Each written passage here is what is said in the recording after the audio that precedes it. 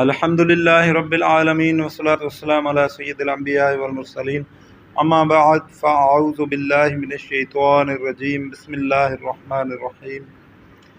جب مصر فتح ہوا تو ایک روز اہل مصر نے حضرت سیدنا عمرو بن عاص رضی اللہ تعالیٰ عنہ سے عرض کی، اے امیر، ہمارے دریائے نیل کی ایک رسم ہے، جب تک اس کو ادا نہ کیا جائے دریا جاری نہیں رہتا۔ کہا، ایک کنواری لڑکی کو اس کے والدین سے لے کر عمدہ لباس اور نفیس زیور سے سجا کر دریائے نیل میں ڈالتے ہیں۔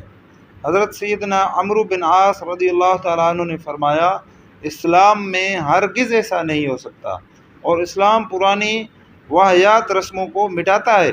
بس وہ رسم موقوف رکھی، یعنی روک دی گئی، اور دریائے نیل کی روانی کم ہوتی گئی، یہاں تک کہ لوگوں نے وہاں سے چلے جانے کا قصد یعنی ارادہ کیا۔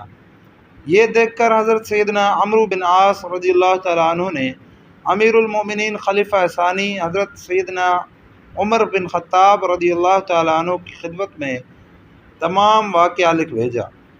آپ رضی اللہ تعالیٰ عنہ نے جواب میں تحریر فرمایا، تم نے ٹھیک کیا، بے شک اسلام ایسی رسموں کو مٹاتا ہے۔ میرے اس خط میں ایک رکا ہے، اس کو دریائے نیل میں ڈال دینا۔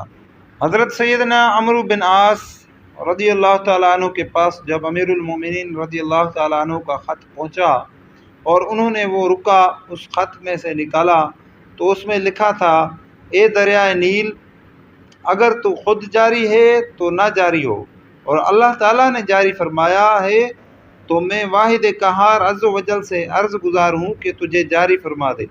حضرت سیدنا عمرو بن عاص رضی اللہ تعالیٰ عنہ نے یہ رکا دریائے نیل میں ڈالا، ایک رات میں 16 گز پانی بڑھ گیا۔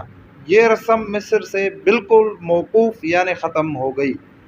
چاہیں تو اشاروں سے اپنی کایا ہی پلٹ دیں دنیا کی، یہ شان ہے خدمت گاروں کی، سردار کا عالم کیا ہوگا۔ اللہ تبارک و تعالی ہمیں صحابہ کرام کے نقش قدم پر چلنے کی توفیق عطا فرمائے۔